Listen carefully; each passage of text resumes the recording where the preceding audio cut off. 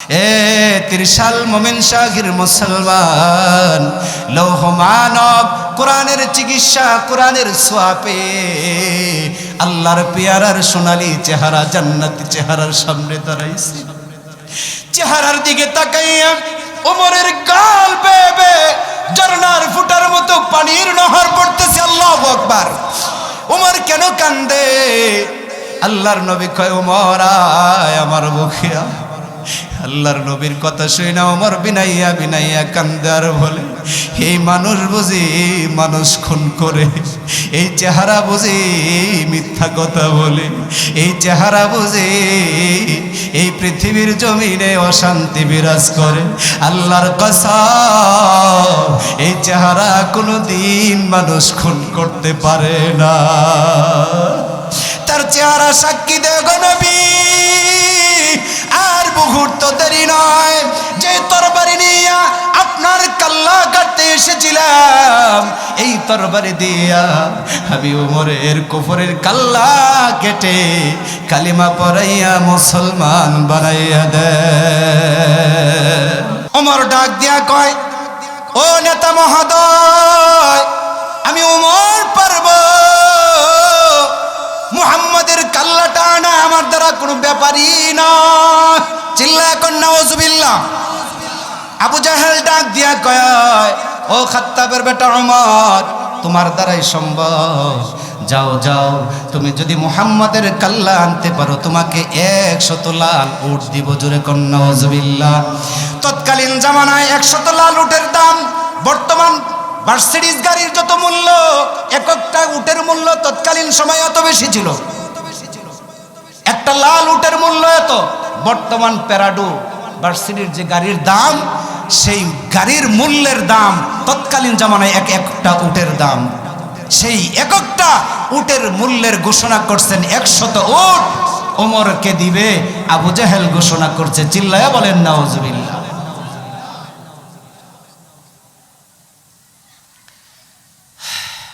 লাভ দিয়া দাঁড়াইছে,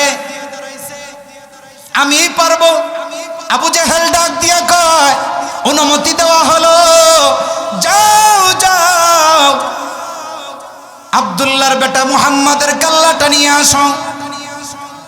রাঙ্গা তরবারি নিয়া উমরের মেজাজ, কুফরি মেজাজ নিয়া আল্লাহর পয়গম্বরের দিকে রওনা করেছে। রাস্তা অতিক্রম করতে করতে প্রীতিমধ্যে প্রতীকের সাথে সাক্ষাৎ। ডাক দিয়া বলে, ওমর, খোলা তরবারি নিয়া, লাল চোখ রাঙ্গা চক্ষু নিয়া কোথায় যাচ্ছ? ওমর ডাক দিয়া বলেন, আমার রাস্তায় বাধা দিও না, সইরা দাঁড়াও, আমার মেজাজ আজকে ভালো নয়।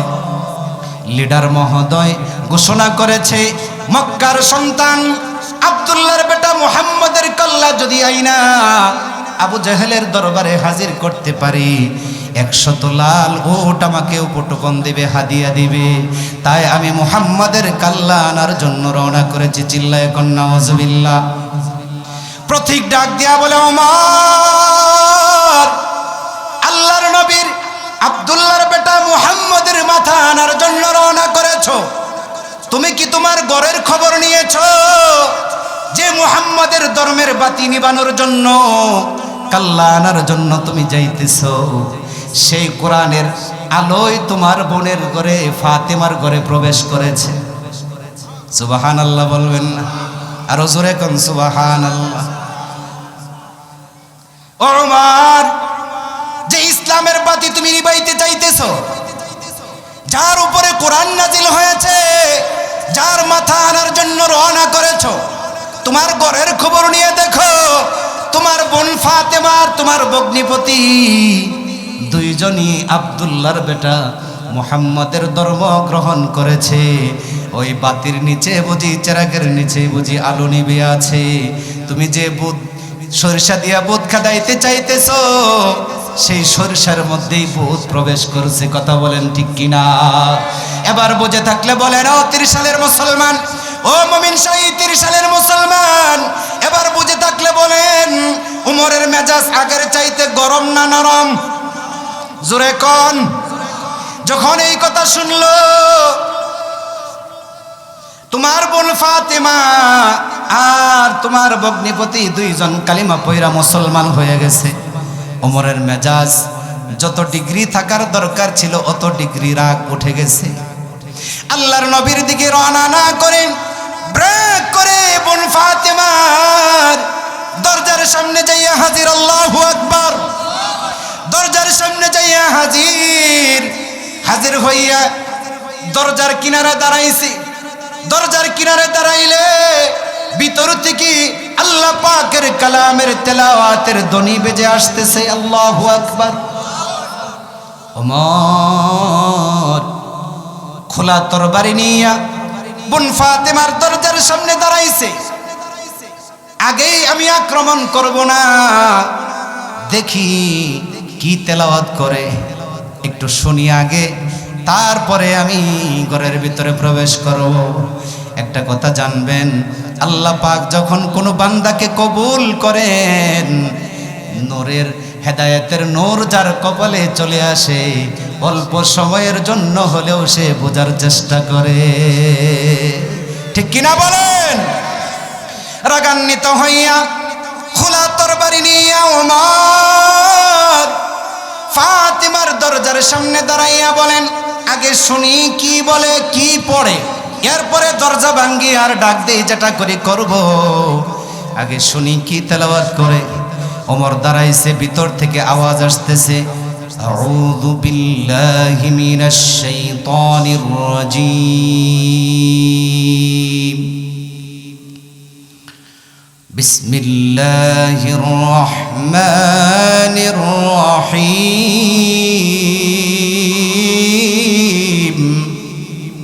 কি পড়ে? কলজা দেহি সিরিয়াল। আউযু বিল্লাহ বিসমিল্লাহর ধ্বনি যখন শুনতেছিল, উমরের মেধা দুর্বল হয়ে আসতেছে। উমর বলে, শুনি কি তেলাওয়াত করে, আর একটু শুনি। আর একটু সময় ওয়াইট কইরা কি তেলাওয়াত করে একটু শুনি। ভিতর থেকে আসতেছে, তাহা মা আনজালনা আলাইকাল কুরআন লিতাশকা। তেলাওয়াত বাইশা আসতেছে, সূরা তাহা তেলাওয়াত করতেছে। ওমর তো কি তেলাওয়াত করে, কলজা সিরালাই দেখি। এমনি উমর দরজায় নক করেছে। যখন দরজায় থাপড় দিছে, ভিতরে কিন্তু তিনজন। কয়জন বলেন? কয়জন? ছাত্র দুইজন, শিক্ষক একজন। উমর যখন দরজায় থাপড় দিছে, নক করেছে, ভিতর থেকে আওয়াজ আসছে, কে দরজায় নক করেছো? উমর ডাক দিয়া বলেন, আমি উমর, দরজা খোল, আমি উমর আসছি। বলেন তো দেখি, একজন শিক্ষক দুইজন ছাত্র উমরের নাম শোনার পরে তাদের অবস্থাটা কি ঠিক আছে?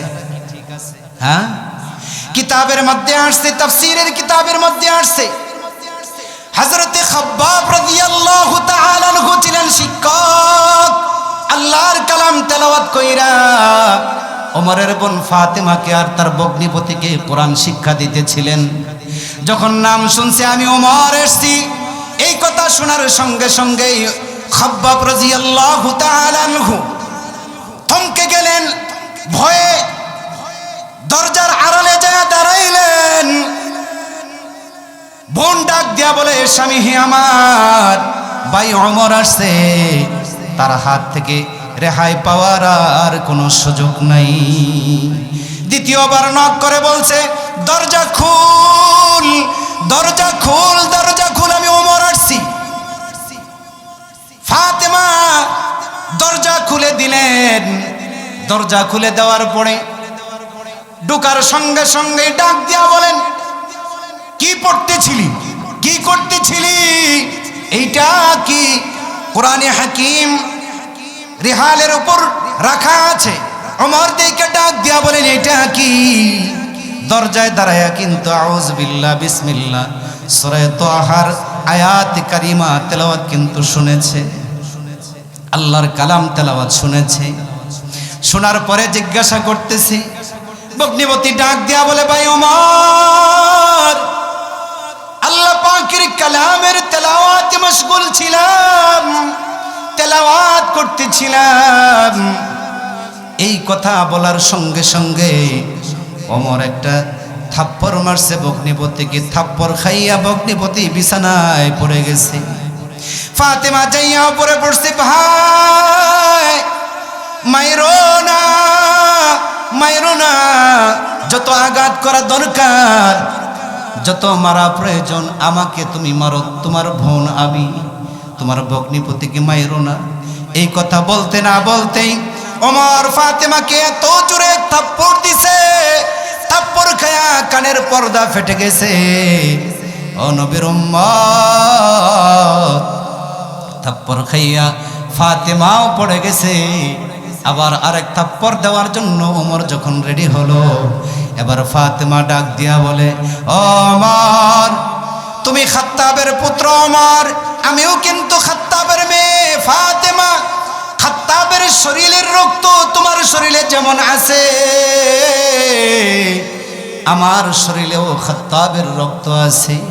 তুমি আমাকে দুই টুকরো করতে পারো, আমাকে মারতে পারো, আমাকে মেরে বেশায়া দিতে পারো। এরপরেও তোমাকে বলতেছি, আল্লাহর কালাম তেলাওয়াত করেছি, দ্বীন ইসলাম গ্রহণ করেছি, কালিমা পড়েছি, মরতে রাজি, কালিমা সারতে রাজি না। কালিমা সারতে রাজি না। দুই টুকরা করতে পারো, মেরে বেশে দিতে পারো, এরপরেও কালিমা সারবো না। যাররা পরিমাণ সরে দাঁড়াবো না। মেরে আমাকে দুনিয়া থেকে বিদায় করে দিতে পারো।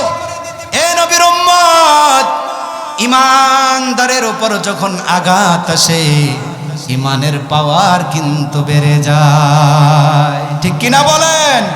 ইমানের উপর যত পাওয়ারের উপর যত আঘাত আসে, ইমান তত বেড়ে যায়। এ নবীর উম্মত, কোন ক্রমেই ফাতেমার কথায় ওমর আব্দুল খাত্তাব তখনও তো কালিমা পয়রা মুসলমান হয় নাই, কুফরি হালত অবস্থায় আছে। ডাক দেয়া বলেন, মায়ের দিলাম, কান থেকে রক্ত পড়তেছে, আঘাত করলাম, এরপরেও তুই আমার মুখের উপর কথা বলতেছিস, কালিমা পড়েছিস, কালিমার এক চুল পরিমাণ, সরিষা পরিমাণ তুই সরে দাঁড়াবি না। তোমার হাতে যে তরবারিটা আছে, এই তরবারি দিয়ে যদি দুইটা টুকরো করে ফেলো, এরপরেও যে ধর্ম গ্রহণ করেছি ওই ধর্ম থেকে এক চুল সরে দাঁড়াবো না। ওমরের দিল নরম হয়ে ডাক দিয়া বলে, বোন আর মারবো না, তবে হ্যাঁ কি পড়তেছিলি এই কালামটা, ওই তেলাওয়াতটা আমারে শোনাবিনি? আল্লাহু আকবার। তেলাওয়াত করে একটু শোনাবিনি? এবার ফাতেমা ডাক দিয়া বলেন, ও ভাই, এই তেলাওয়াত শুনতে হলে নেফাকি শরীর নিয়ে তেলাওয়াত শোনা যায় না, তেলাওয়াত করা যায় না, ধরা যায় না। কোরআন তুমি ধরতে চাইতেছো, নেফাকি শরীরে কোরআন ধরা জায়েজ নাই। এটা তো ওই কালাম, এটা তো ওই কিতাব, ইন্নাহু লাকুরআনুন কারীম।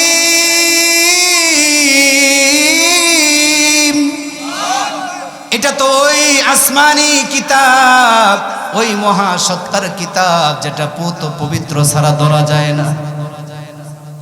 লৌহে মাহফুজের কিতাব, এটা নেফাক অবস্থায় ধরা যায় না।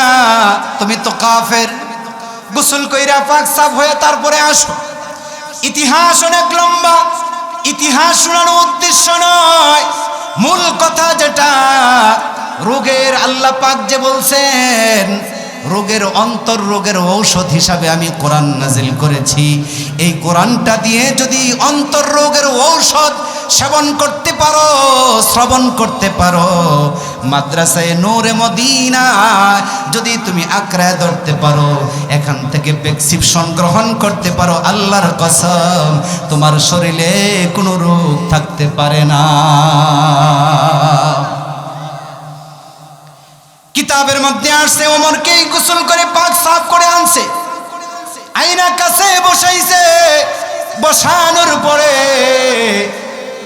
কোরআন তেলাওয়াত করে শুনাইলেন। কোরআন তেলাওয়াত শুনতে শুনতে শুনতে শুনতে শুনতে শুনতে এক পর্যায়ে তাকাইয়া দেখে ওমরের চোখ থেকে গাল বেয়ে বেয়ে ঝর্ণার ফোঁটার মতো পানির নহর পড়তেছে। কোরআনের তেলাওয়াত শুনে ওমরের চোখ থেকে পানির নহর পড়তেছে। এক পর্যায়ে ডাক দিয়া বলে, বোন ফাতেমা,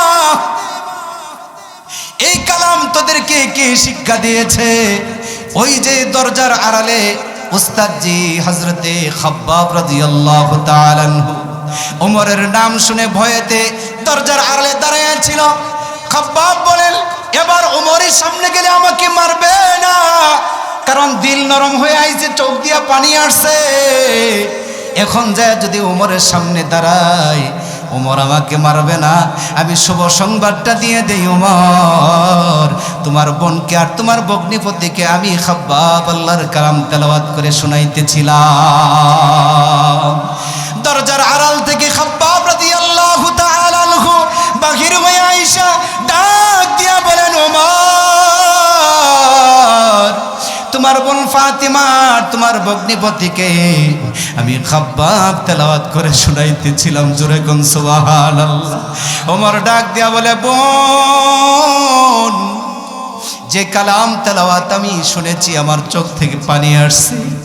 যা যা, যে মুহাম্মাদের কল্যাণের জন্য আবু জেহেলের দরবার থেকে শপথ করে খোলা তরবারি নিয়ে এইদিকে রওনা করেছিলাম, যা যা আল্লাহর পয়গম্বরের কাছে আমাকে নিয়ে যা, আমি আর কুফরি হালত অবস্থায় থাকতে চাই না।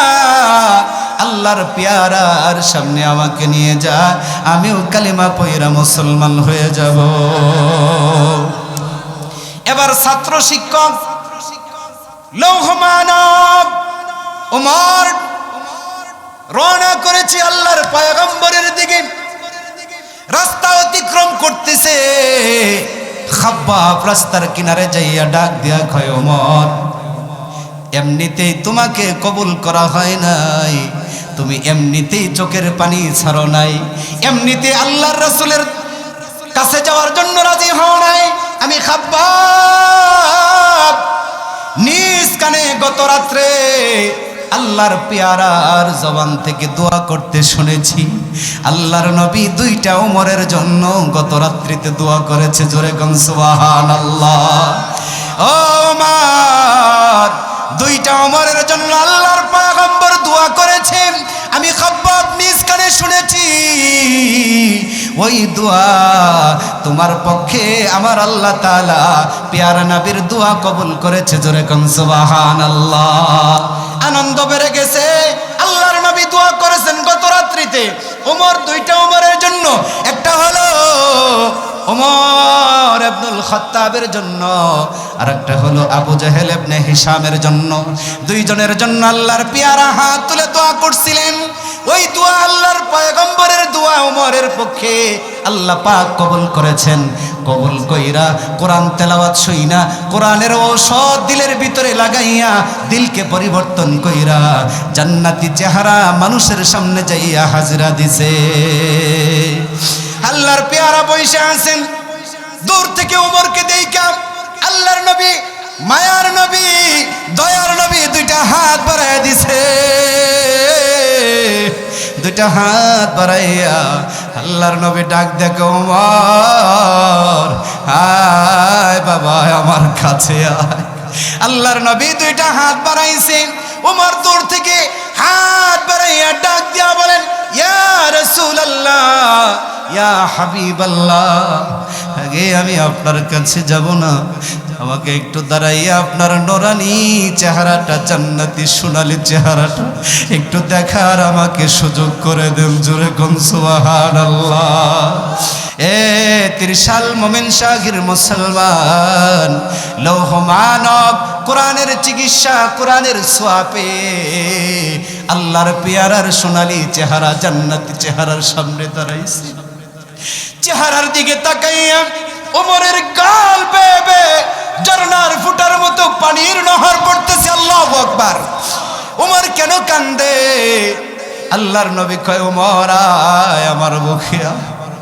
আল্লাহর নবীর কথা শুই না ওমর বিনাইয়া বিনাইয়া কান্দে আর বলে, এই মানুষ বুঝি মানুষ খুন করে, এই চেহারা বুঝি মিথ্যা কথা বলে, এই চেহারা বুঝি এই পৃথিবীর জমিনে অশান্তি বিরাজ করে। আল্লাহর কসম, এই চেহারা কোনোদিন মানুষ খুন করতে পারে না। তার চেহারা সাক্ষী দেয় গো নবী। আর মুহূর্ত দেরি নয়, যে তরবারি নিয়ে আপনার কাল্লা কাটতে এসেছিলাম, এই তরবারি দিয়া আমি ওমরের কুফরের কাল্লা কেটে কালিমা পড়াইয়া মুসলমান বানাইয়া দে। এ ত্রিশালের যুবক, ও বৃদ্ধ বাবা, ও পর্দার আড়ালের মা,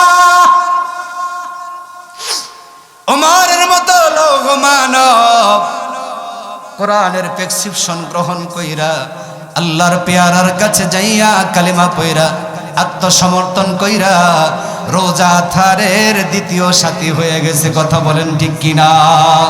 ওই কোরআন আপনি আমি কবরে নিয়ে যাইতে রাজি আছি না নাই? কারা কারা? লিল্লাহে তাকবীর, লিল্লাহে তাকবীর। মাঝখানে কি বন্যার পানি আইছিন?